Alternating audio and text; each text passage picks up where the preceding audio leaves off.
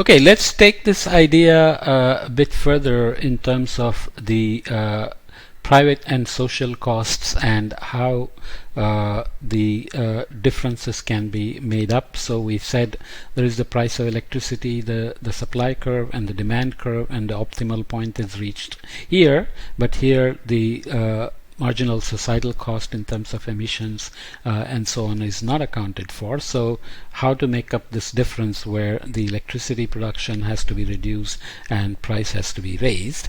One way is to just tax the impacts of marginal social cost in terms of air quality and water quality, let's say, and the government would end up collecting a certain amount of revenue as taxes. Then that tax income could be used to implement the monitoring and regulation for improving air quality and so on. So there is a command and control approach where the air quality, water quality agencies set up standards, so averaging time and level of pollutants like carbon monoxide, lead, nitrogen dioxide, ozone, particulate pollution, particle pollution, or particulate matter, PM 2.5 and 10, sulfur dioxide. We know the primary and secondary sources, and the levels are prescribed, and the mandates are set in terms of not to be exceeded more than once a year, never to be exceeded for lead because it's dangerous. This one is there anybody else that is never to be exceeded, and so on. Okay, so different levels of allowances are made for each of the pollutant that is being regulated under the National Air Quality Standard, for example. And in a command and control, basically the goal is to reduce the emissions as determined by air quality, health standards, whatever else is taken into consideration. So let's say you're at a current CO2 emissions from two plants at 200 tons. Firm A is emitting 100 tons, firm B is emitting 100 tons. Both have to reduce 50 tons each. So the goal is to reduce the total emissions by 100 tons, and a cap is set at 100 tons, and each firm is required to reduce emissions by 50 tons. It doesn't matter how much it costs them.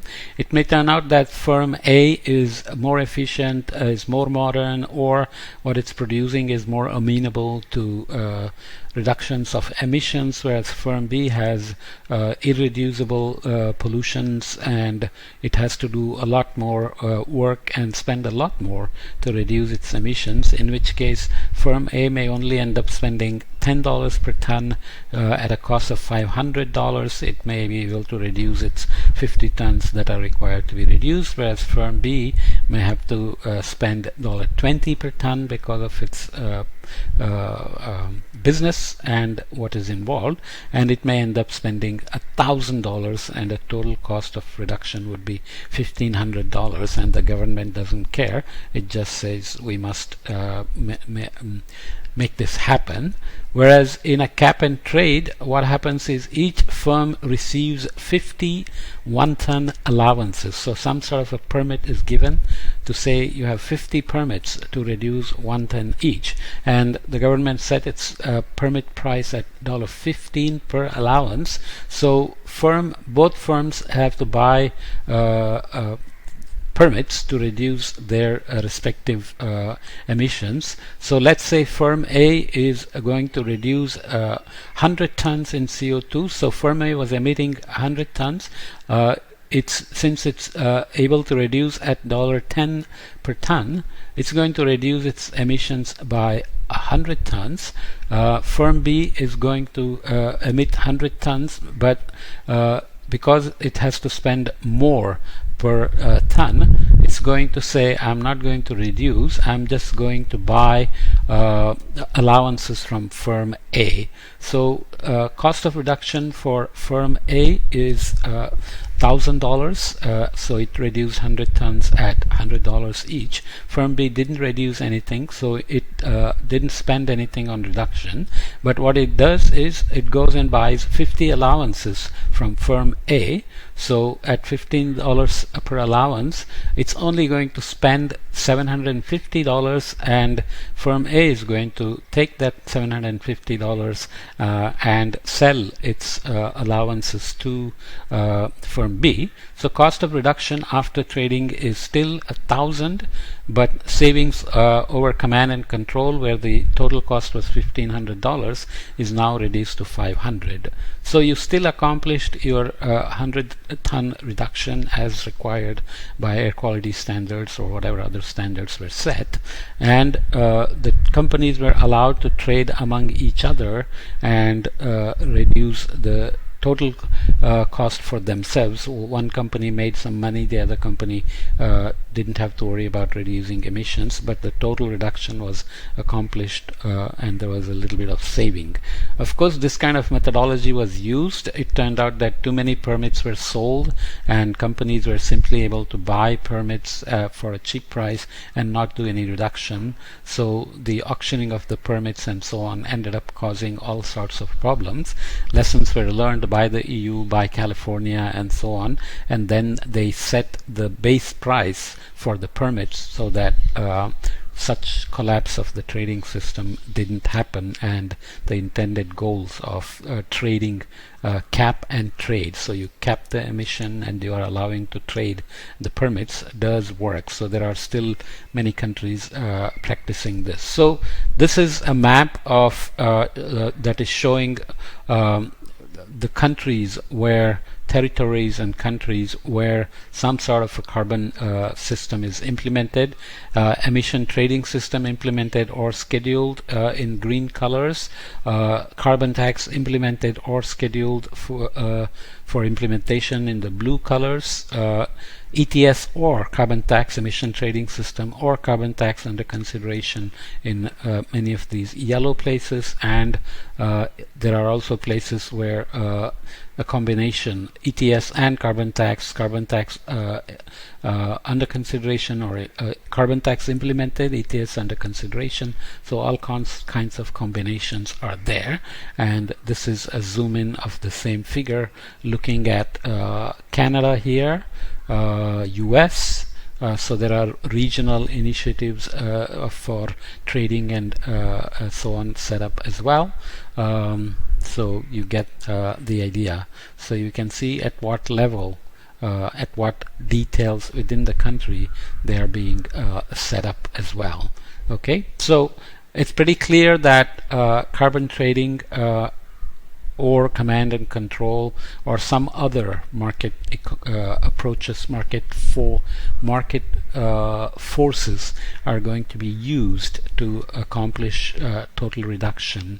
Obviously things like subsidies for solar and wind are allowing homes and industries to produce electricity, sell it back to the grid when they are not using it, collect subsidies, etc.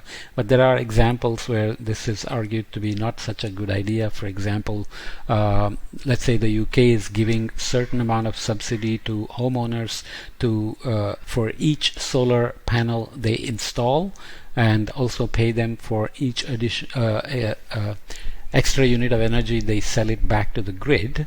And if you do calculations, it turns out that UK would be much better off by setting up a large-scale, utility-scale solar farm or offshore wind farm to produce more energy than it is paying for as subsidies. So these are lessons being learned along the way, and climate finance is a big thing, and there are people like Bill Nordhaus, who won the Nobel Prize for Economics based on his climate economics work, are strong proponents of market forces for regulating emissions. And of course there are many who think that industries will never do the right thing, so government needs to regulate it, monitor it, verify it, tax it, and then use the tax money for doing the right thing in terms of air quality, water quality, healthcare, and so on and so forth. So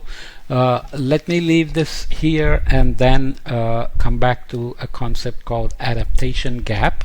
We have been looking at emissions gap, where we said the the warming into the future and in the past is linearly related to accumulated carbon, which allows us to estimate how much carbon is left if we want to hit something like a 2 degrees C warming with 67% probability, or 1.5 degrees C warming with the 67% probability.